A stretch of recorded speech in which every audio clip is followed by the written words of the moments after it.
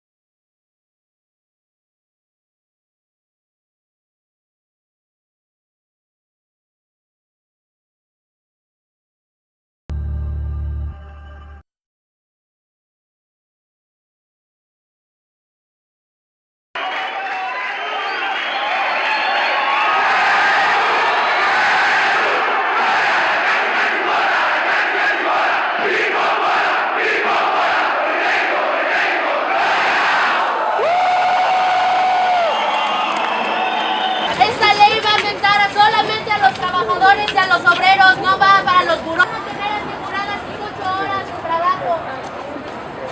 Por favor, defiendan a los que tienen que defender, no a los intereses particulares y empresariales. ¡Y que la vencerá! ¡Va a llegar, güey!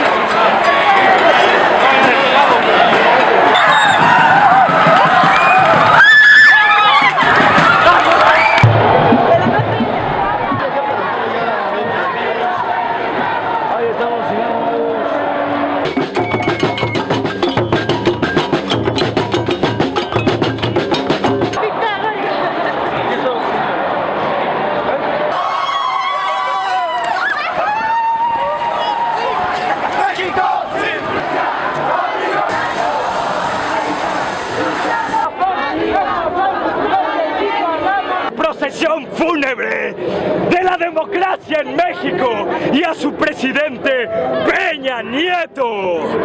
Esta es una historia de tragedia y de dolor, tristeza y desgracia, todo un cuento de horror. Un hombre copetudo quiso obtener al genocidio, ni perdón ni olvido.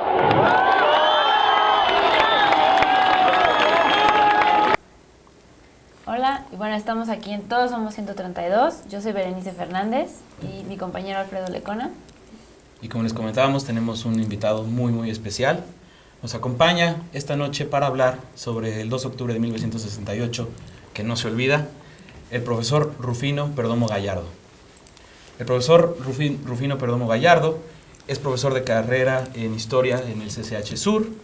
Tiene una trayectoria de 30 años como periodista. Ha sido cofundador de la revista Estrategia, de la revista En Marcha, de Nuestra América y actualmente de Correo del Sur. El profesor participó en un grupo político fundador de la Preparatoria Popular en 1967 y fue delegado del Consejo Nacional de Huelga por la Facultad de Filosofía y Letras, donde es egresado. Profesor, bienvenido. Muchas gracias. Bueno, profesor, hace un rato, antes de empezar este programa, tenemos una plática sobre cómo íbamos a empezar a hablar de tantas cosas que nos remiten al 2 de octubre de 1968 y nos decía que la mejor forma de iniciar es por el presente. ¿Qué nos puede decir?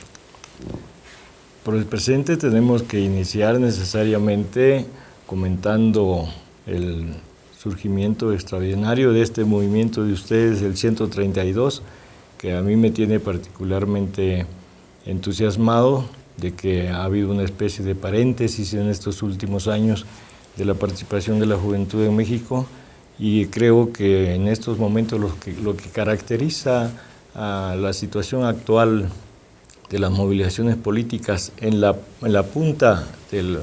con punta de lanza de este proceso es justamente este movimiento Yo Soy 132. ¿Qué lo define? ¿En qué se funda su fuerza y su presencia de carácter ya nacional? Inclusive tengo entendido que hasta de repercusiones internacionales, pues que hay un movimiento mundial de la juventud, hay un renacimiento de la lucha política y de la participación de los jóvenes, que hay también un renacer del manejo de nuevas ideas y una ubicación que en aquel momento, en 68, nosotros no teníamos y a ustedes les sobra. El enemigo está perfectamente ubicado. ¿Quiénes son esos enemigos? ¿Quién es el enemigo?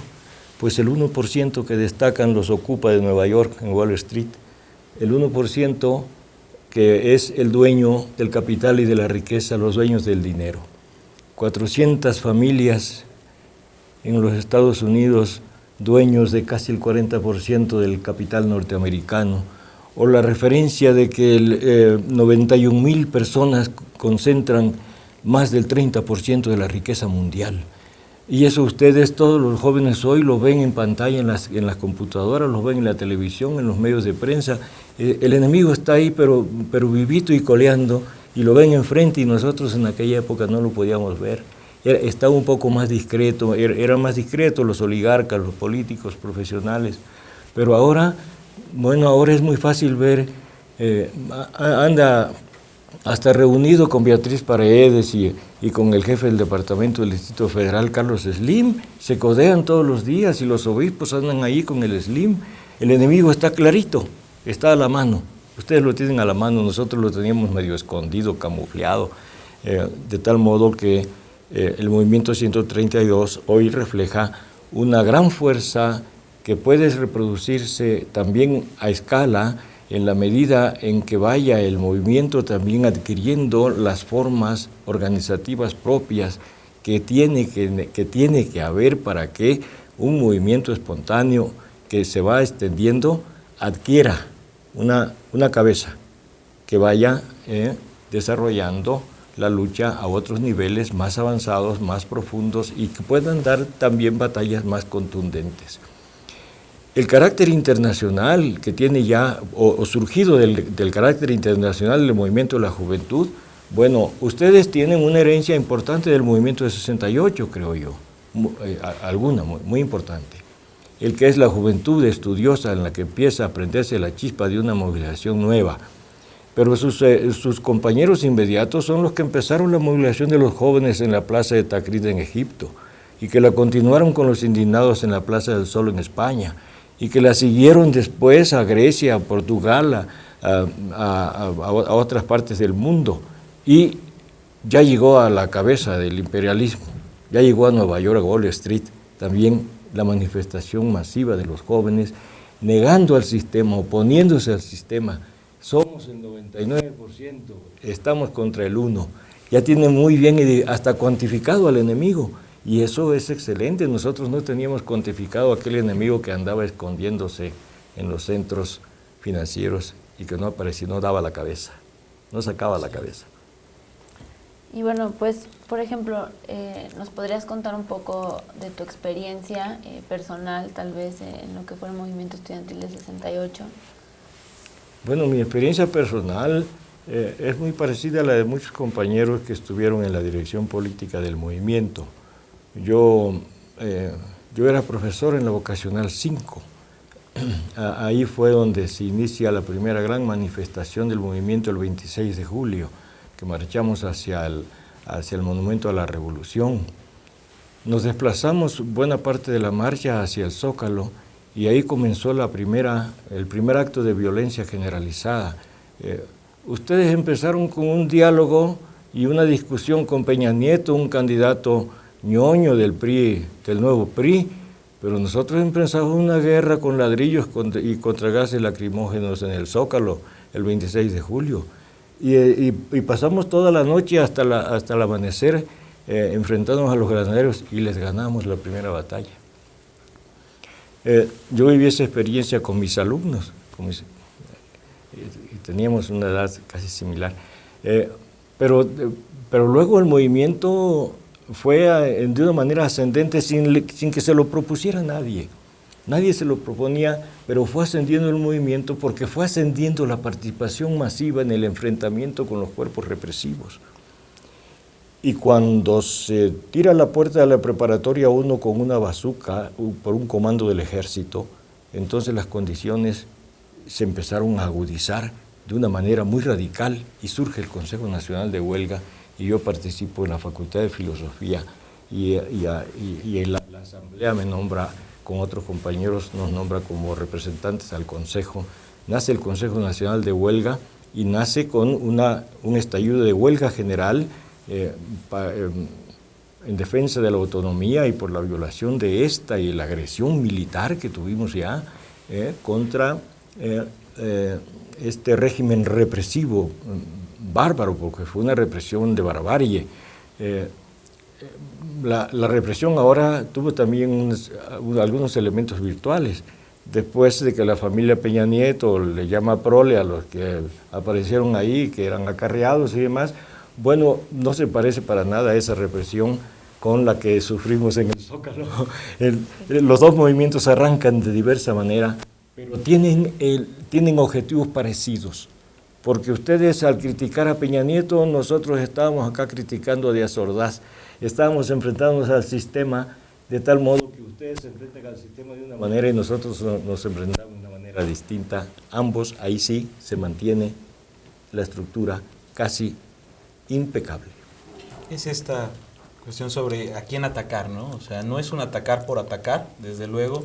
Hay una serie de demandas que en todo movimiento social son las más visibles. En nuestro caso empezamos por buscar la democratización de los medios de comunicación.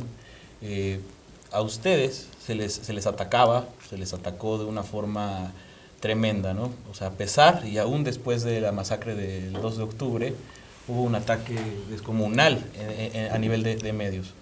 En nuestro caso ha sido quizás, empezó a lo mejor de esa forma, con un ataque, obviamente con un matiz muchísimo más blando. No estábamos saliendo de una dinámica de represión inmediatamente, ni mucho menos, pero ahora los medios han optado ya ni siquiera por hablar mal de nosotros, ¿no? Sino por irnos desapareciendo del panorama. ¿Cómo se enfrentaron ustedes a esta situación mediática? El movimiento en 68 logró una estructura organizativa de niveles superiores, diría yo, de alto nivel. Las asambleas, en primer lugar, estalla la huelga en la UNAM, el Poli, Chapingo, la Universidad Pedagógica, la Universidad de Estudios de Pedagogía, la Universidad Oral, y se suma, después de constituir el Consejo Nacional de Huelga, la Ibero. Los últimos que fueron en aquella época, ahora son los primeros, ahora nace ahí un movimiento. Hasta el Evangelio está del lado de ustedes. En aquel momento el Evangelio no estuvo del lado de nosotros porque no nos abrieron la puerta de la iglesia en la plaza de Tlatelolco y pudieron haberse salvado muchas vidas. Bien, el movimiento entonces tiene ese rumbo de desarrollo de un proceso organizativo. Esa es una de las cuestiones importantes que hay que destacar. No, pues bueno, vamos a un corte. Continuamos. Ahorita volvemos.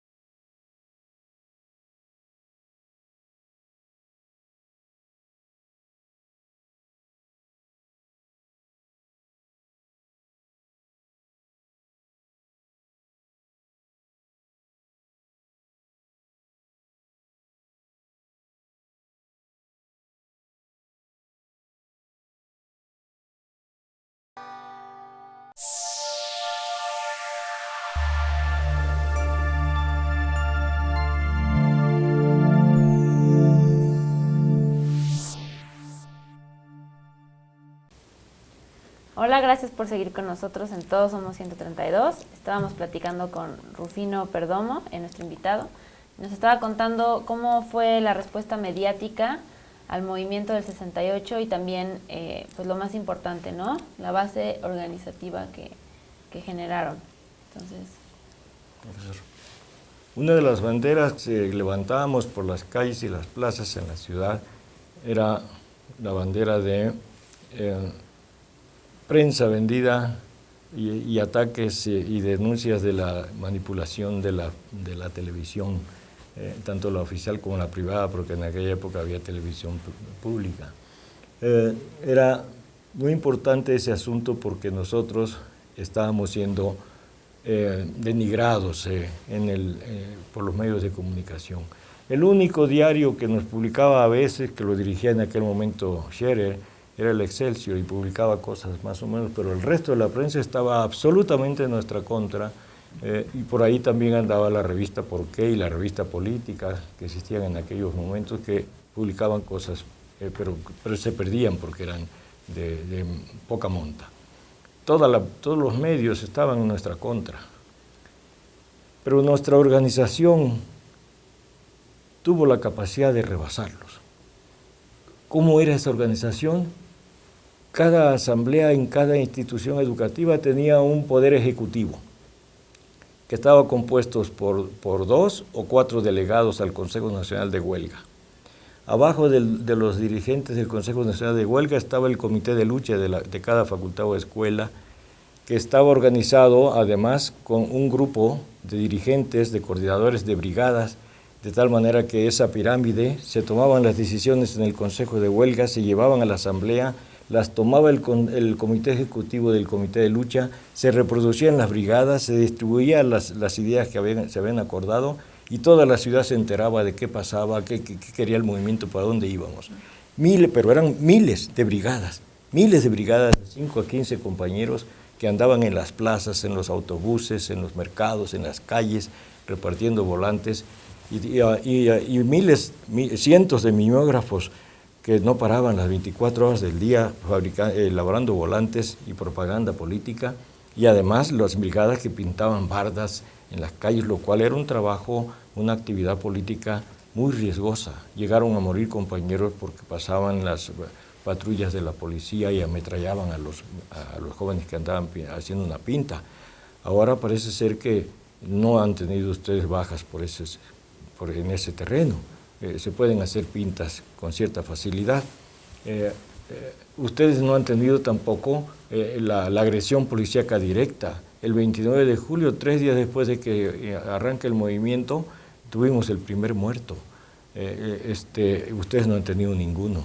Entonces, ahí hay muchas diferencias, pero la represión está todavía, y nosotros logramos parar a los medios, parar el avance mediático, la ofensiva mediática, porque fue una movilización masiva de decenas de miles de compañeros que andaban haciendo la contrapropaganda, la contrainformación frente a los medios. Pero eso se logró justamente porque se dio esa estructura. Nadie la diseñó, tenía ciertas diferencias de una institución a otra. Los del Politécnico tenían comités de lucha al parecer más numerosos que los que teníamos acá, pero teníamos también un centro de abastecimiento financiero que reproducía la vida del movimiento en cada una de las facultades y escuelas. Todos los días llegaban decenas de botes de colaboración que venían sellados y que miles de compañeros andaban en las calles, y nos llegaba teníamos una situación financiera bastante holgada, ¿no? Porque el pueblo colaboraba con nosotros y no teníamos necesidad de pedir prestado como nos sacaban en la propaganda oficial, que estábamos financiados por la CIA y por el comunismo internacional. Acá no llegó una sola moneda del oro de Moscú, todo eran las monedas que entregaba la gente del pueblo en los mercados y en las calles. Esa organización, creo yo, que todavía no está lograda, no está conquistada. Ustedes tienen una conquista por delante, la organización del movimiento, darle forma organizativa al movimiento, para que pueda tener una directriz centralizada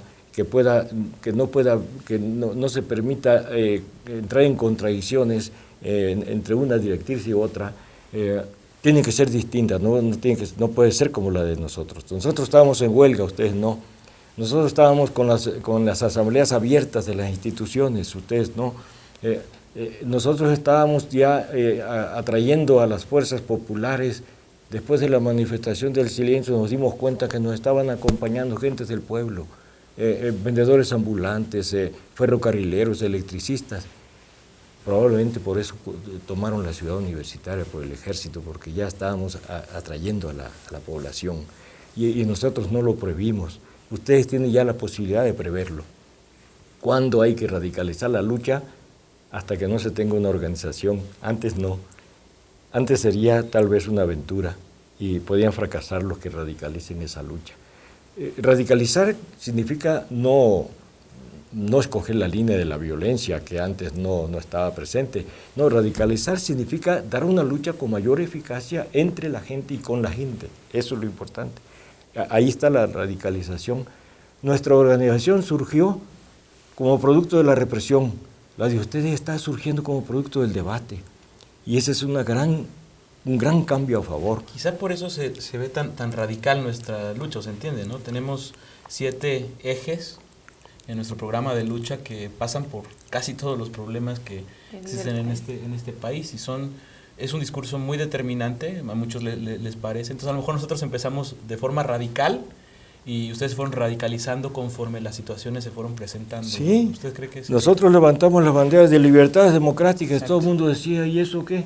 ¿Con qué se come? Sí. Pero ustedes levantan la bandera de democratizar los medios de comunicación. Eso sí se sabe, todo el mundo sabe con qué se come. Entonces tienen ustedes banderas más concretas, más puntuales. Por lo tanto, nos llevan allí una gran ventaja, ¿no?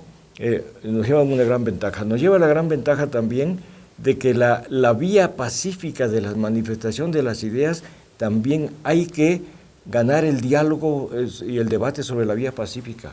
Nosotros teníamos como bandera en el nacimiento el diálogo público, fíjense ustedes, pero el diálogo público nos respondieron con las armas y la represión y entonces fuimos radicalizando nuestras banderas durante el proceso. Pero ustedes ya tienen una serie de banderas radicales. Nosotros no levantamos ninguna bandera educativa.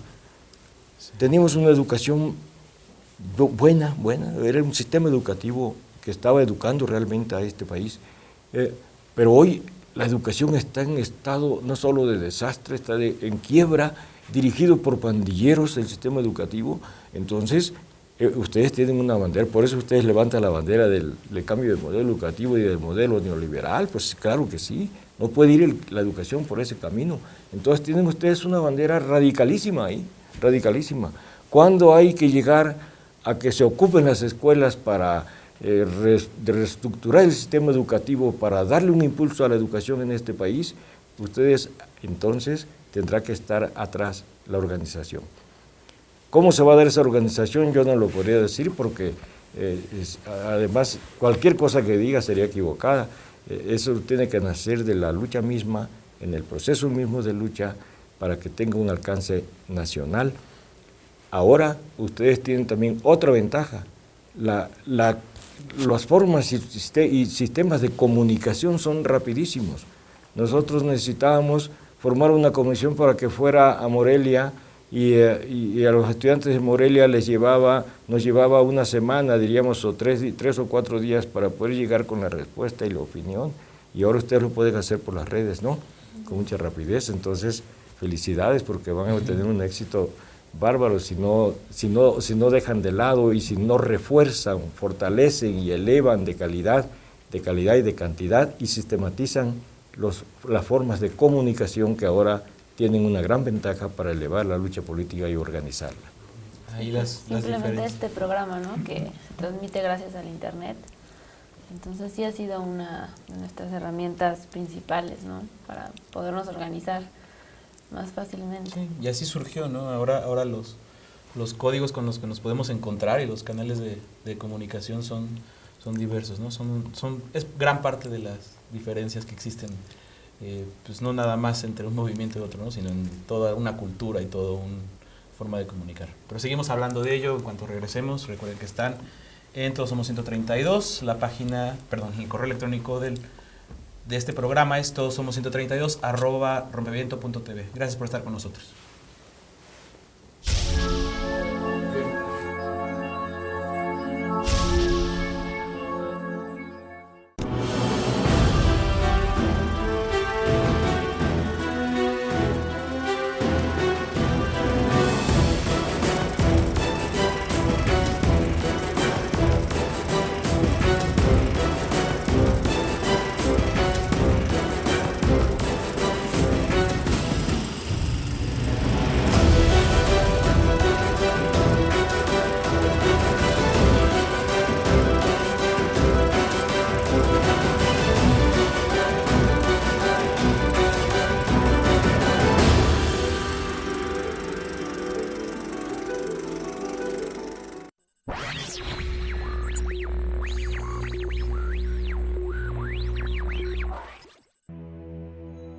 Sabemos que están allá afuera, podemos sentirlos.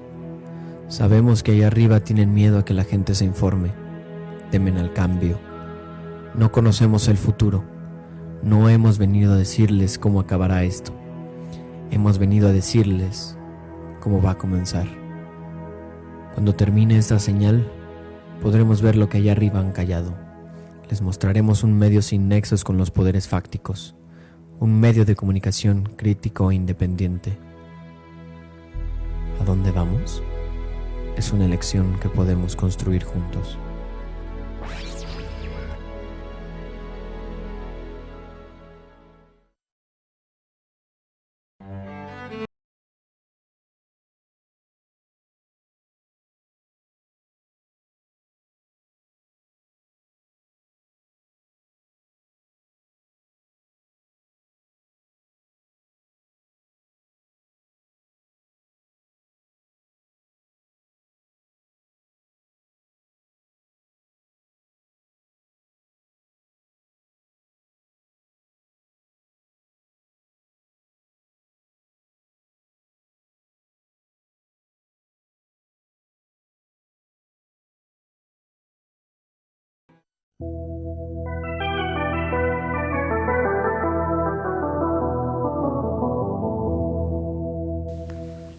Hola, pues estamos de regreso aquí en el programa y bueno, estábamos hablando del movimiento estudiantil del 68 con nuestro invitado, Rufino, que fue parte, ¿no?, de este movimiento.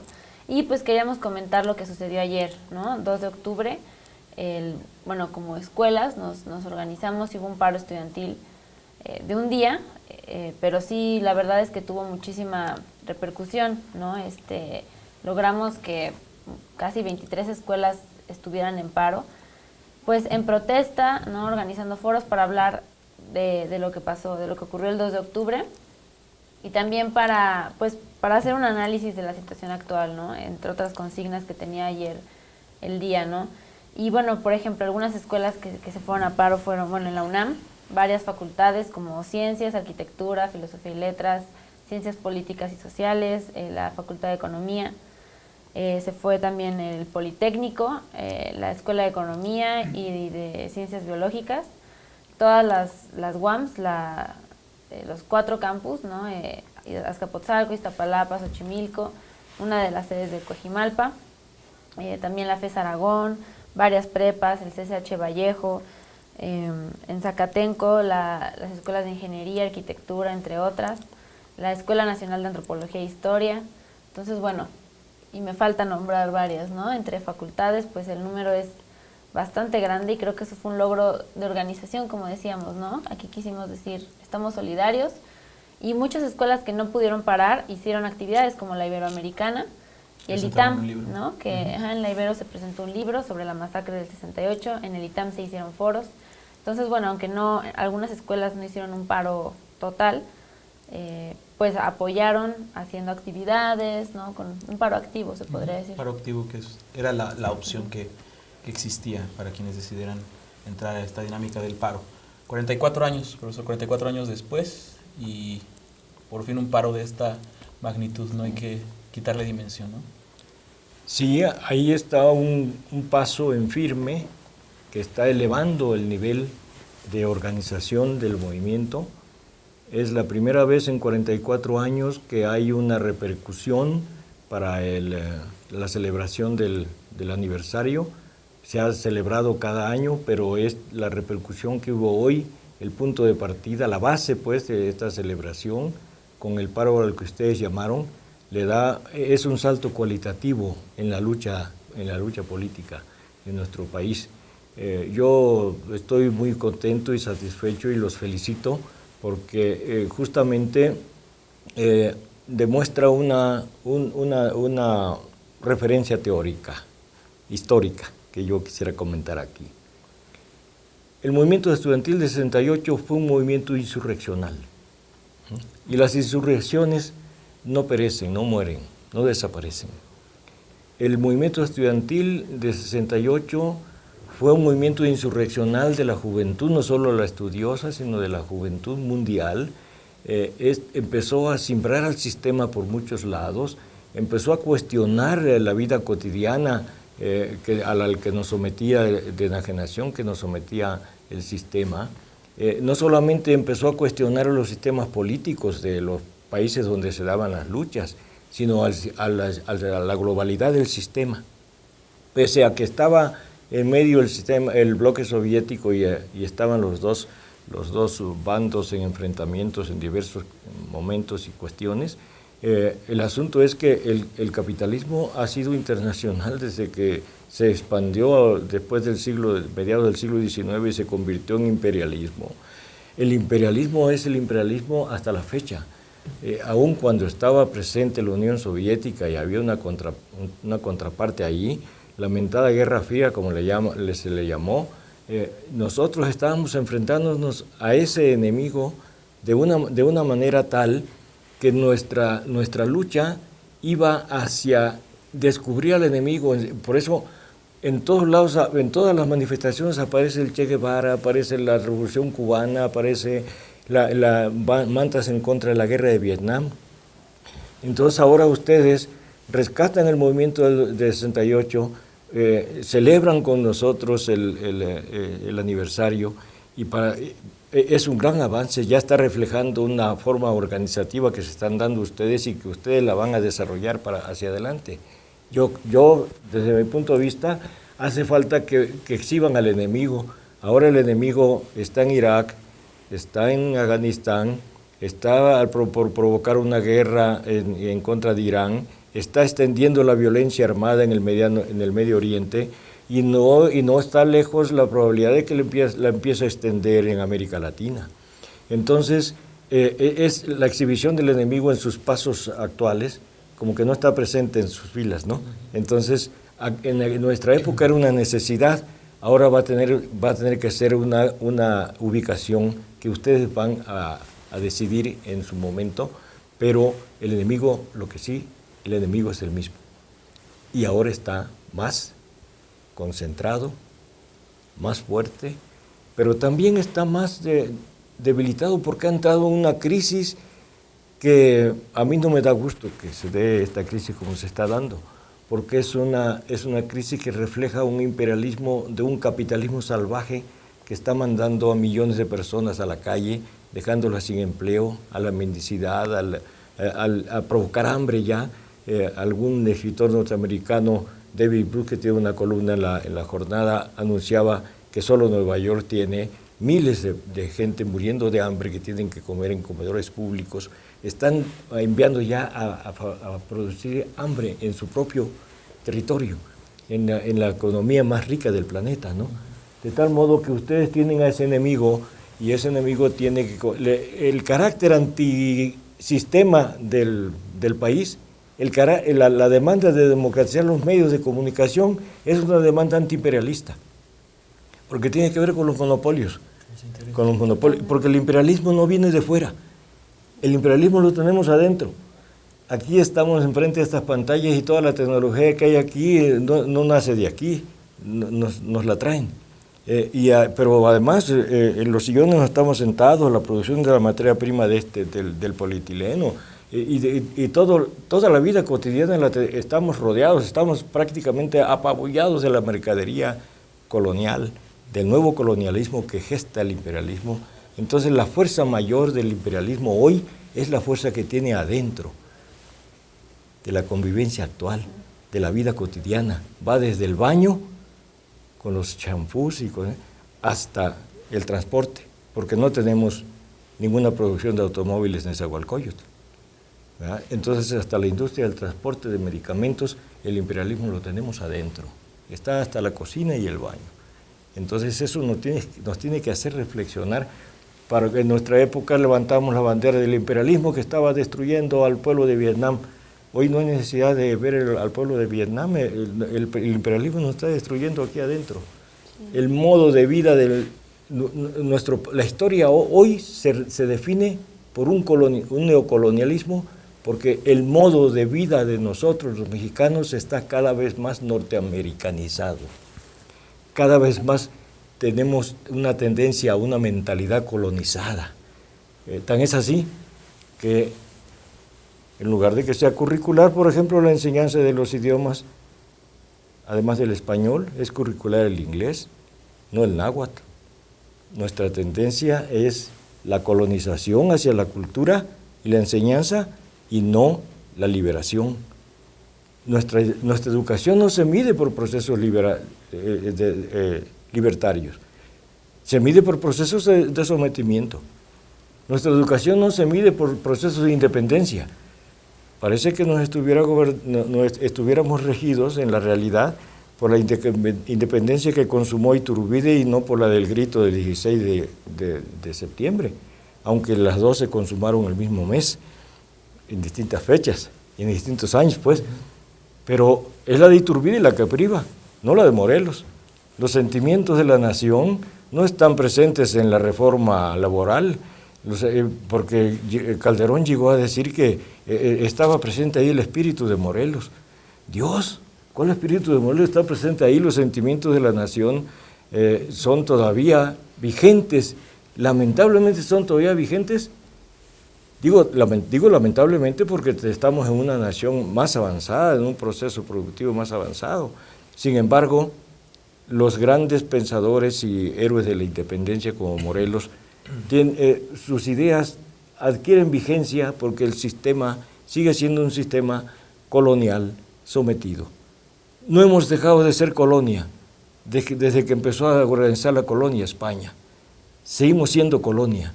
No hemos sido nunca un país soberano. Fuimos por unos momentos cuando Juárez expulsó a los franceses y fusiló a Maximiliano. Pero si hubiera fusilado a todos los conservadores, pues el país se queda sin gente que sabía leer y escribir, porque no llegaban a 10,000 los que sabían leer y escribir en el país, un país de 11 millones de habitantes. Entonces, hemos sido una colonia, sometidos como colonia desde que nos volvió colonia España hasta el momento que somos colonia de los Estados Unidos. Somos un país económica, social, política, cultural e incluso hasta artísticamente en muchos sentidos colonizado. ¿Cómo se media con esto? O sea, cuando es determinante dinámica global, en esta globalización donde también podemos hacer uso provechoso de las herramientas que se nos brindan. O sea, ¿cómo podemos avanzar por el medio? De regresar a todas estas cuestiones nacionales y también combatir o hacer lucha a lo que puede ser una amenaza de todos estos factores externos. Bueno, nosotros no teníamos una demanda abiertamente de lucha por la paz, pero yo creo que es una demanda muy legítima en estos momentos. En estos momentos está mucho más en peligro después de la Guerra Fría, está más presente, mucho más presente y a la vista un peligro de una guerra nuclear. Yo creo que y está más a la mano porque el peligro principal de una guerra nuclear en el Medio Oriente, que puede comenzar ahí, no es la posibilidad de que Irán tenga bomba atómica, es la posibilidad de que Israel ya las tiene, ¿no? Y es un brazo armado de los Estados Unidos en el Medio Oriente. Por lo tanto, es una bandera más muy importante para darle una globalización a esa lucha. Para que la lucha se universalice hay que mexicanizar los principios universales de la lucha política. ¿Mm? Sí. Y pues bueno, ¿no? Por ejemplo, curioso que también el 132, desde la primera asamblea en la Facultad de Arquitectura nos nombramos antineoliberales, ¿no? Fue uno de los primeros principios, ¿no? del movimiento, estar en contra del sistema neoliberal que creemos permea todos los ámbitos, ¿no? En realidad los 7 ejes de lucha, todos pasan por el sistema neoliberal económico, finalmente, ¿no? La educación, los medios.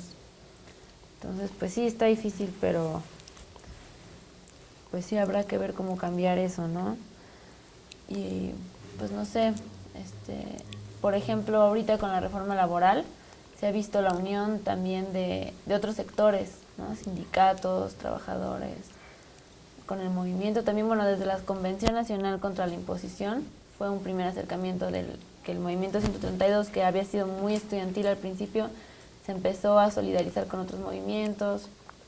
Entonces, por ejemplo, ahí, ¿qué consejo o comentario en la unión con otros movimientos para también no confundirnos y no perder tampoco nuestra lucha? Bueno, es muy difícil aquí dar consejos, pero mi opinión es simplemente que ustedes tengan capacidad, que el movimiento organice una capacidad para atender y reconocer y destacar y rescatar, más bien dicho, rescatar las experiencias anteriores. Una gran experiencia es que el movimiento sí es capaz, un movimiento estudiantil, incluso por reformas educativas como el francés, fue capaz de levantar huelgas obreras y que se sumaran empresas por millones de trabajadores que llamados por los estudiantes lograron huelgas. Ustedes lo podrán lograr seguramente. Nada más que pues la organización que se dé para que eso sea posible y se vincule a los sindicatos y a los trabajadores, es así, no se puede anunciar, nadie la puede inventar, se va a dar en el proceso. Siempre manteniendo autonomía intelectual, ¿no? Sobre otros factores externos. Bueno, vamos a un corte y seguimos platicando con el profesor Rufino Perdomo Gallardo.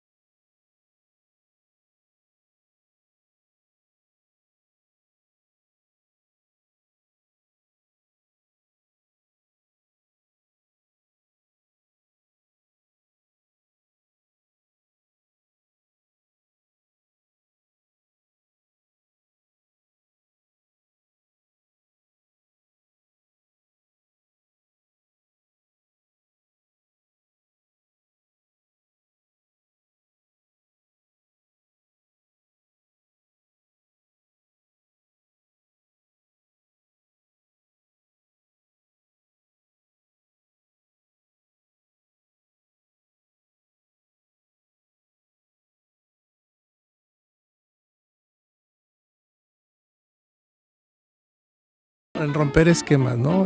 Ir a la contra, no sé, ir a la contra del viento, de la corriente. Pues es que hay muchos significados, ¿no? Puede ser pues, rompevientos, pues... Es aire en movimiento.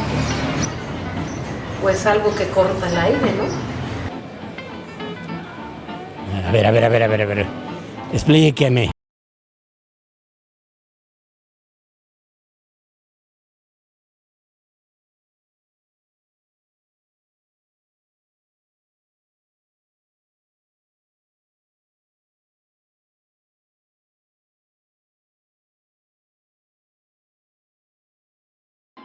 Un día mi papá me dijo una cosa: mira, hijo, a veces la inteligencia es pendeja. Me dijo: sí, hijo, ¿sabes cuándo es? Cuando te quieres pasar de listo.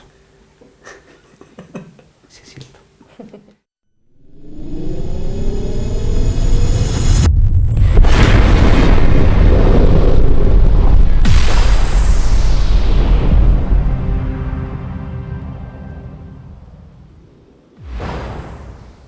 Gracias por seguir en sintonía con nosotros. Les recordamos que estamos platicando con el profesor Rufino Perdomo, quien agradecemos mucho su presencia. Hemos hablado a lo largo del programa sobre las diferencias más importantes entre el movimiento estudiantil de 1968 y el Yo Soy 132, también de las coincidencias, y el profesor nos ha dado unos consejos que es importante escucharlos, analizarlos y probablemente seguirlos. Profesor, ya para ir aterrizando en la experiencia que después de 1968, después de un sistema organizativo que ustedes tenían para actuar y para reclamar, para buscar al enemigo, como usted lo ha mencionado, y algo que cambió contundentemente el rumbo de su movilización, que fue esa represión del 2 de octubre. De ese entonces a la fecha, ¿qué considera usted que haya cambiado radicalmente en los mexicanos, en el país, más allá de que pues esta situación de la represión está prácticamente en el DNA del mexicano, ¿no? Y en gran medida es por el 2 de octubre de 1968? Bueno, el 2 de octubre fue un acontecimiento de carácter genocida, fue un acto represivo, brutal, fue un acto del Estado en contra de esta fuerza movilizada de los jóvenes, pero ese acto no nos derrotó.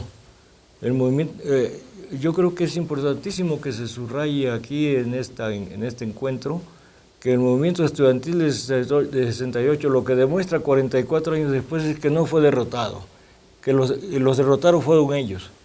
Los masacradores y los agresores fueron los derrotados.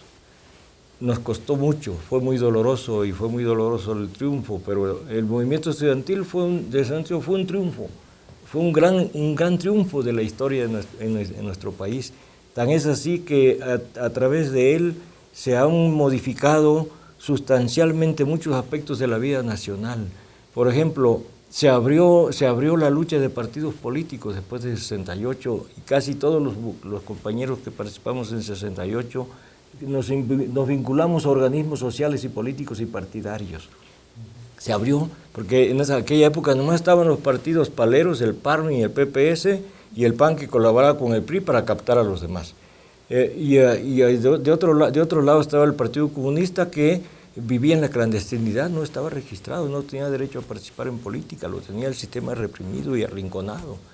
El 68 dio una apertura a la participación de los partidos políticos, de las organizaciones de barrio, de las organizaciones populares, de las ONG, que como les llaman hoy, no son nuevas. Bueno, eso fue producto de la lucha, porque nuestra lucha era por un pluralismo de ideas, por una libertad de las ideas y democratización de la vida nacional.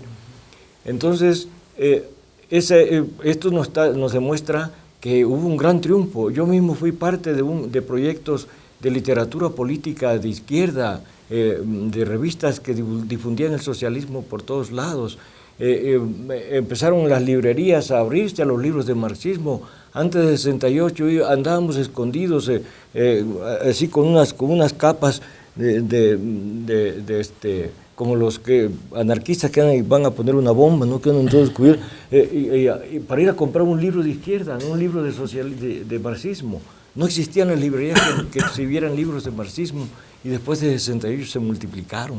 Entonces, había un desarrollo, el movimiento contribuyó a un desarrollo del cambio de mentalidades y de la formación de una nueva inteligencia que, como lo plantea Gramsci, el paquete, el bloque de la inteligencia de la sociedad, que va a enrumbar, que va a coordinar, que va a guiar los cambios de la sociedad, ¿no? Esa inteligencia creció ampliamente después del movimiento de 68, nunca visto. Solamente teníamos 2 revistas de izquierda y una que era la de Por qué, pero que era un poco agresiva, la de Por qué. Pero teníamos la revista política y la revista Historia y Sociedad del Partido Comunista, que era el vocero del Partido Comunista. Y después de 68 surgieron cientos de publicaciones de izquierda, de tal modo que eso es una contribución que hizo el movimiento. También el movimiento zapatista de liberación nacional, todos los dirigentes son salidos de las filas del 68, ¿no? Entonces, la nueva mentalidad, el nuevo cambio de rumbo y la nueva inteligencia que se está formando es producto de las grandes conquistas del 68, que no fue, repito, derrotado. Está contribuyendo hoy y creo que lo está haciendo junto con ustedes, porque ustedes están alimentándose de esas experiencias de mediano plazo y de las de corto plazo que traen de los Ocupa de Nueva York, de Wall Street, de los de la Plaza del Sol de España, que es la herencia y la compaginación inmediata que tienen ustedes. Nosotros tenemos hasta la herencia, hasta el compartimiento de las ideas que teníamos con los jóvenes que se rebelaron contra la burocracia soviética en Varsovia y en Praga.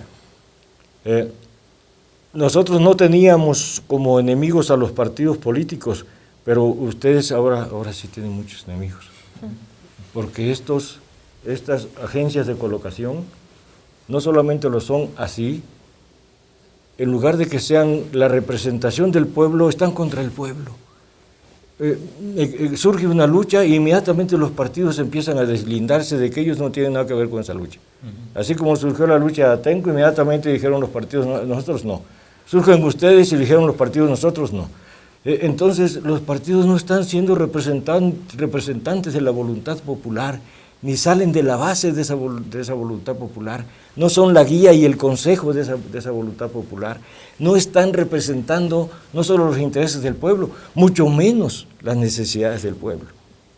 De tal modo que ahí van a tener ustedes una monserga a la que hay que enfrentarse, porque a algunos los van a querer cooptar, a otros los van a querer mediatizar, a otros los van a querer confundir y por supuesto a todos ignorarlos. Porque eso es lo que han estado haciendo los partidos políticos, prácticamente ignorar al pueblo y hacer la vida cada vez más cerrada en sus feudos de grupos de poder y repartiéndose el pastel con el enemigo principal que ustedes están exhibiendo, ya que es el sistema político mexicano apoyado en los monopolios y en la oligarquía. Gran punto, ¿no? Y es ¿qué siente usted al ver las imágenes de ayer? ¿Estuvo usted ayer presente en el Zócalo? No, hace varios años que no voy a marchar porque tengo un problema neuropático y no puedo caminar distancias que me puedan provocar un problema. Pero vio las imágenes sí, desde luego. ¿Qué siente usted? Porque luego como que muchas personas comentaban en el Zócalo, ¿no? Y ¿por qué tantas luchas, por qué tantas demandas que no tienen nada que ver con el 2 de octubre de 1968, ¿no? Y pues lo que sí podemos distinguir es que tan emblemático, tan importante ha sido esa fecha para nosotros. Fíjate, del mismo modo que no tenía nada que ver que nosotros levantáramos como demanda las banderas de los muchachos de Francia, del Mayo francés, como prohibido prohibir. Nosotros las traíamos en las pancartas en 68. Hoy ustedes pueden levantar también la demanda del movimiento de Mayo, prohibido prohibir. El secretario de Economía acaba de divulgar un documento que ya se hizo público y yo lo mencioné ayer en una conferencia sobre el 68, donde se prohíben 352 palabras. Comenzando por la palabra socialismo y socialdemocracia, porque se les llama como palabras insolutas y humillantes. Y también están prohibidos Bin Laden, Hitler. Pues yo no sé por qué no prohíben la palabra Felipe Calderón, ahí no sé, pero el asunto es que están anunciando la prohibición de palabras. Entonces una demanda no solo del 68, tan vieja como la del movimiento francés, digo tan vieja porque nos viene de lejos, ¿no? Y se avejenta las ideas como llegan.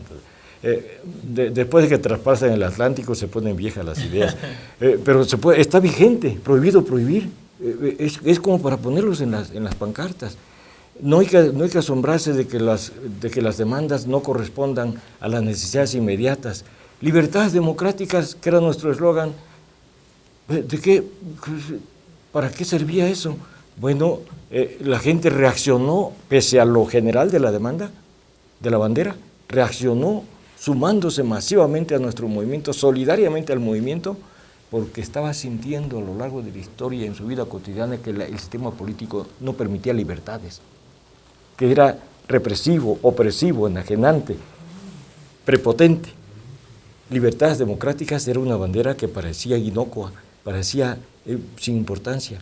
Así lo que ustedes plantean, democratizar los medios de comunicación, van a ver ustedes cuánta gente se va a radicalizar en torno a ustedes. Pues prohibido prohibir y prohibido olvidar. ¿No? Creo que esa Además, es la reflexión que siempre tenemos que hacer en el marco de un aniversario más tan importante. Pues profesor, muchísimas gracias por haber estado con nosotros. Creo que también habló en y yo agradecido de la invitación, estar con ustedes, con la generación que nos está reemplazando. No, fue un gusto tenerlo con nosotros. Nos da realmente gusto y orgullo que en Todos Somos 132. Pues muchas gracias por haber estado en sintonía esta noche con nosotros. Estuvo con nosotros el profesor Rufino Perdomo Gallardo. Les recordamos que este es su programa, que sean muy bienvenidas todas sus observaciones, todas sus dudas y sus sugerencias. Nuestro correo electrónico que aparece en pantalla es todosomos132@rompeviento.tv. Esto es Rompeviento Televisión por Internet. Yo soy Berenice Fernández. Yo soy Alfredo Lecona Martínez y recuerde que si ardemos juntos todos somos 132. Muchas gracias.